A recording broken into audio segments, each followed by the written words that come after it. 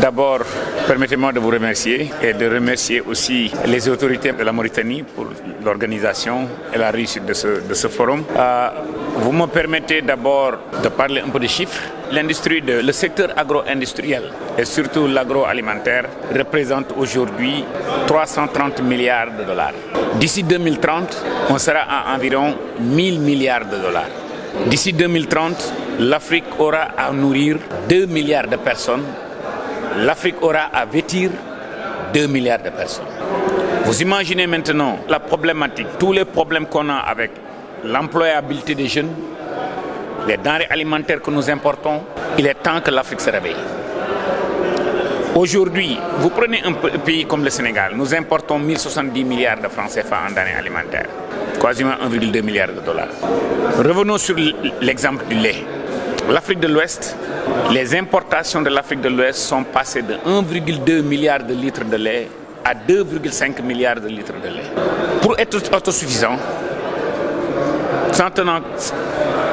et même si on oubliait le taux d'accroissement annuel, pour produire 2,5 milliards de litres de lait, il faudrait environ 500 000 vaches laitières.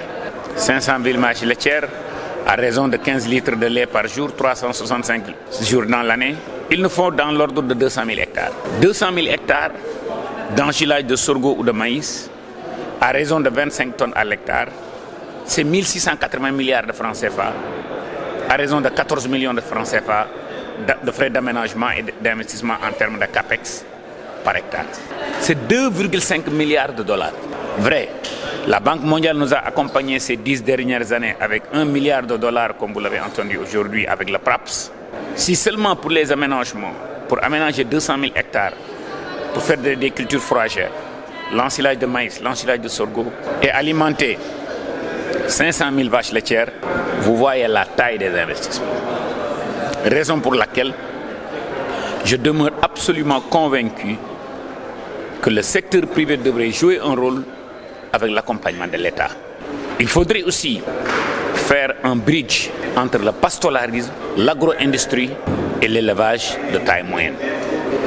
Aujourd'hui, peut-être dans les communes qui traversent les corridors de transhumance, il est temps peut-être d'organiser, de construire des coopératives agricoles communautaires, 100, 200 jusqu'à 500 hectares, avec des aménagements modernes. Peut-être l'État devrait faire, ou peut-être le secteur privé doit le faire, mais avec un accompagnement de l'État. Les gouvernements africains sont très bons en construisant des routes, en construisant des ports, en construisant des ponts, mais peut-être il est temps de comprendre que les infrastructures agricoles que l'État devra impérativement mettre à la disposition du secteur privé pour exploiter devient de plus en plus une urgence. Vous me permettez de partager avec vous un success story au Sénégal dans la commune de Morolan. Avec 700 hectares, QFS a créé 2500 emplois. Vous imaginez donc à travers ces corridors de transhumance comment des investissements, des cultures fourragères à grande échelle peuvent régler le problème. Faisons un peu un focus sur le Sénégal. Le Sénégal importe 65 milliards de francs CFA, 100 millions d'euros à peu près de lait en poudre. Et pour produire, c'est l'équivalent de 300 millions de litres de lait.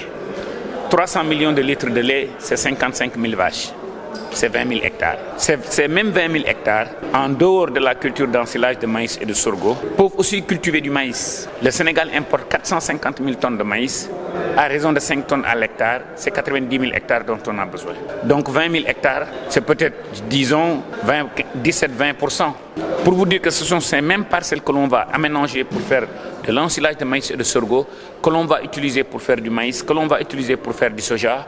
Et j'ai l'intime conviction que ces trois denrées-là, aujourd'hui, c'est ce que j'appelle le trio de diamants verts. Maintenant, le pastoralisme, certes, c'est un mode de vie. Mais peut-être il est temps d'utiliser les nouvelles technologies pour accompagner les petits éleveurs, les nomades, peut-être à cultiver de la nourriture, pour accompagner les petits éleveurs pendant ces 4-5 mois pendant la saison sèche. Il est absolument critique que des institutions comme la Banque mondiale, la CEDEAO, l'IMOA, qu'ils se réunissent ensemble pour définir des politiques agricoles, des politiques d'élevage avec une orientation très mathématique dans le sens d'exécution. Combien on importe, qu'est-ce qu'il faut pour le produire et on donne à chaque pays des KPI très définis. Vous devez aménager tant de milliers d'hectares. Et on doit parler de centaines de milliers d'hectares. Je vous l'ai dit tout à l'heure, il faut 200 000 hectares, 500 000 vaches laitières pour que l'Afrique de l'Ouest n'importe plus de lait. Maintenant, pourquoi je demeure absolument convaincu que c'est possible? À l'échelle de l'Afrique de l'Ouest, nous parlons de 2,5 milliards de litres de lait.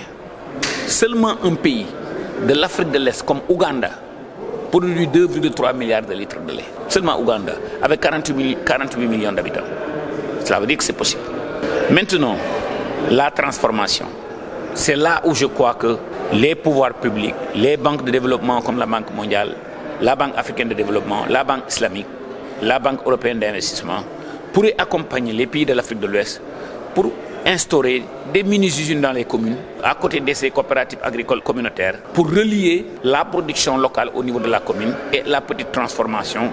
Parce qu'avec 500-600 hectares, la commune nourrit la commune. Et le surplus peut être vendu au département. Le surplus peut être vendu à la région. C'est comme ça qu'il faudra atteindre l'autosuffisance alimentaire.